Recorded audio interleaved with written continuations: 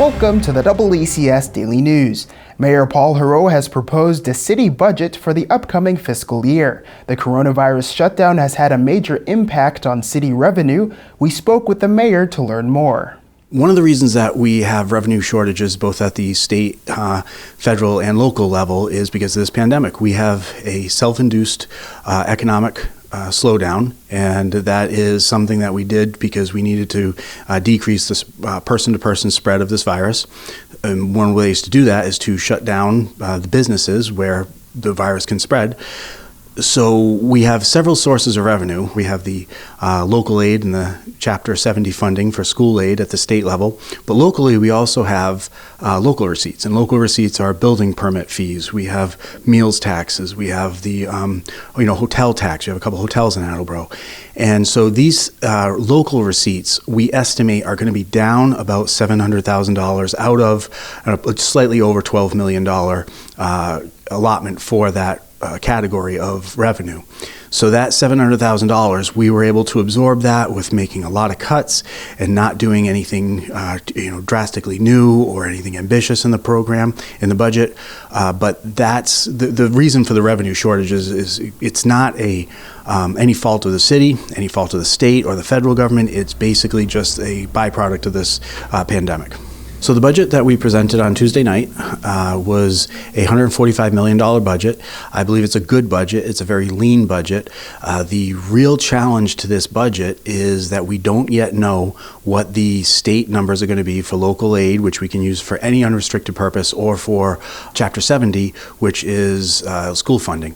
The state originally, through the governor's office, proposed a certain amount, and that historically, whatever a governor proposes, is historically the worst case scenario for what we can expect for local aid and school funding. This year, with state revenues already being down several $billion, we don't know if that previously worst case scenario is going to even be the best case scenario. We hope that the governor's January numbers are what are going to come through for us.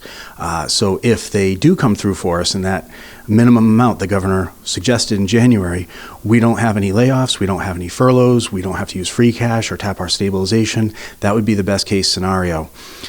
If the numbers don't come back with what the governor proposed, that's when we'd have to first use up free cash to balance the budget, and then we would turn to stabilization, then we would turn to furloughs, and if furloughs didn't work with some bargaining units, that would probably result in layoffs.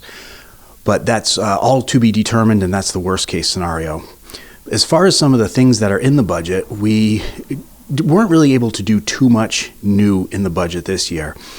We recently had somebody leave the city, and instead of replacing that person, I've repurposed those funds to be a support staff for the police and fire. That's a technology person in the MIS department. So that was actually a $10,000 savings, and it's not creating a new position, it's filling a vacancy. So that's one thing. We've scheduled payments for all of our debt obligations.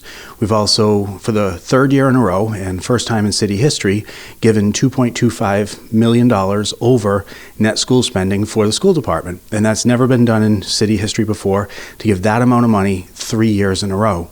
That includes another $200,000 on top of the previous $200,000 for special education stabilization fund for the school department. So there's a number of things that we can be quite proud of with this budget, but it is very lean. There's not much new in the budget. We're trying to maintain services and preserve the positions we have because the people in city government who are delivering the services, who are doing the jobs, these things that they're doing are filling potholes, they're driving in police cars, they're riding on the ambulances, they're providing veteran services, they're working in the elections office. All of these things these services are there for the public, and these are people who work for the city are working for the public. So what we don't want to see is any positions cut, because if you cut positions and you show up at City Hall and you want something done, the chances of being done are going to be diminished, and that's not what anybody wants. We want a government that's responsive to the people. So with the water and wastewater rates, those have not been raised since calendar year 2013. So it's been 7 years since the rates for water and wastewater have been raised. This is something the water and wastewater superintendents both came to me and said that they need to raise the rates because they can't continue to operate with the revenues coming in as they are.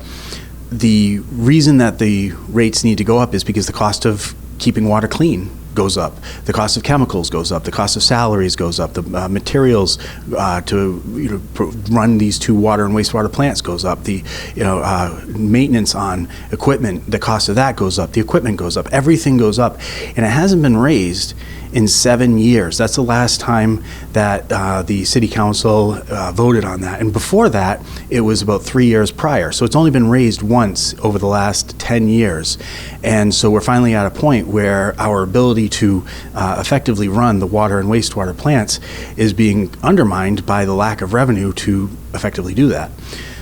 Additionally, the rubbish rate, that was something that includes the trash and recycling and the bulk item takeaway, compost. There's a lot of things that go into the collection of rubbish. And our contract is up with Waste Management. We have been working with Waste Management for about a year and a half, and we arrived at what we believe to be a good contract. It's a contract that is rich in services relative to any of the surrounding communities, and it's a contract that offers basically a competitive rate compared to some of the other communities. Our recycling rate is going to be going up, and that's by no fault of the city, it's no fault of Waste Management, it's that the international trade of recyclable goods has changed, and that's something that needs to be reflected in the contract. So we've talked about that in the newspaper recently, and this is going on not just in Attleboro and Massachusetts, but throughout the country. The cost of recycling is going up. Fortunately, we were able to negotiate a recycling rate much lower than a lot of other places, even here in Massachusetts. We're looking at a $90 per ton recycling rate, whereas other towns in the area are about $100 or more, and some towns and cities in Massachusetts are as much as $150 per ton. And again, we're only looking at $90 per ton.